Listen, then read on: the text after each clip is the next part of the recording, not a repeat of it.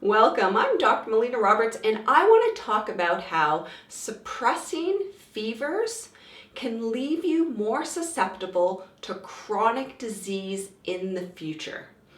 Now, the challenge is that often people are seeing fevers as problematic, especially fevers in children. And as soon as they see fevers, they get all nervous and they start to suppress those fevers. So they give our children fever reducers when they have colds or they have any sort of infections. And so we're giving them fever reducers so that they don't have those fevers. The thing is that fevers are actually natural immune responses. They are healthy immune responses to an infection. And what they're doing is they are creating an environment within the body that isn't conducive for that infectious agent to be able to live.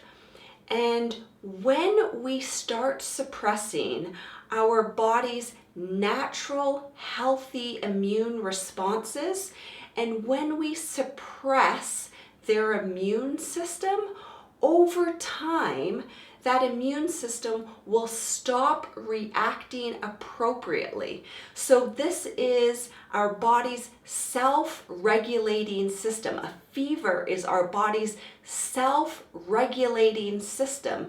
And when we suppress our body's self-regulating system, if we do this over time, then our body's natural self-regulating systems, self-healing mechanisms aren't able to do their job. And this can leave us more susceptible to having chronic disease in our futures. So this is why it's so important that when we have acute infections, that we allow our body to do their natural, healthy, innate immune response, as opposed to suppressing that response. And I know that when you have these, tiny babies, and this is like when you have the toddlers, when they're really tiny babies, for sure, you want to figure out what that root cause of that fever is. But when you know that what they're fighting is an infection in a cold or a flu, then what you want to do is you just want to monitor that fever. And you want to just monitor it closely and make sure that you keep the child well hydrated and that you support them. But when you're doing this, you are actually helping to support a child's natural immune response, and then it allows their body to be able to properly self-regulate and self-heal.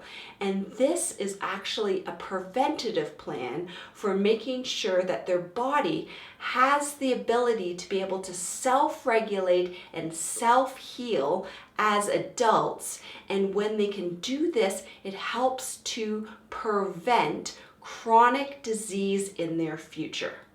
All right, I hope that all makes sense to you and you understand that you don't want to be suppressing symptoms, that you want to be allowing the body to express these self-regulating processes within the body.